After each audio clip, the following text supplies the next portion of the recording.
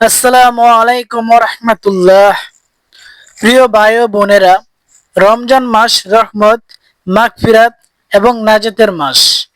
এই মাসে এমন একটি আমল আছে যা আল্লাহ তাআলা নিজেই কোরআনের বারবার গুরুত্ব দিয়েছেন, আর সেই আমলটি হলো ইস্তেগফার।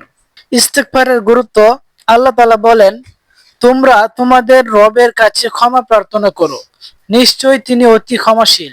সূরা নূহ আয়াত 10। এরপর আল্লাহ তাআলা বলেন, তিনি তোমাদের উপর প্রভুর বৃষ্টি বর্ষণ করবেন, তোমাদের ধন সম্পদ ও সন্তান বৃদ্ধি করবেন।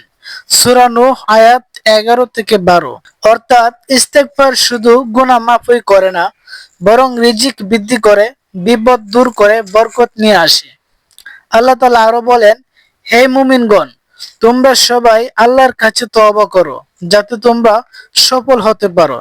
সূরা আন-নূহ আয়াত 31। রমজান হলো কোরআন নাজিলের মাস।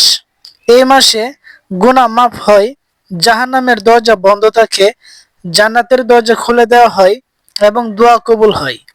তাই এই মাসে যদি আমরা বেশি বেশি বলি আস্তাগফিরুল্লাহ রাব্বি মিন কুল্লি জামিন ওয়া আতুবু ইলাইহি, তাহলে আল্লাহ তাআলা আমাদের অতীতের গুনাহ মাফ করে দিতে পারেন।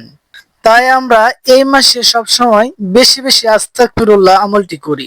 বিশেষ করে ফজরের নামাজের পর 100 বার, আসরের পর 100 বার, ইফতারের আগে বেশি বেশি, তাহাজ্জুদের সময় কান্না করে আস্তাগফিরুল্লাহ আস্তাগফিরুল্লাহ বলি।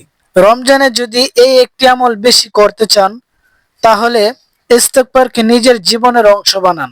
আজ থেকে শুরু করুন, এখন থেকে শুরু করুন। আস্তাগফিরুল্লাহ আস্তাগফিরুল্লাহ। আল্লাহ আমাদের সবাইকে তওবা করার তৌফিক দান করুন, আমিন।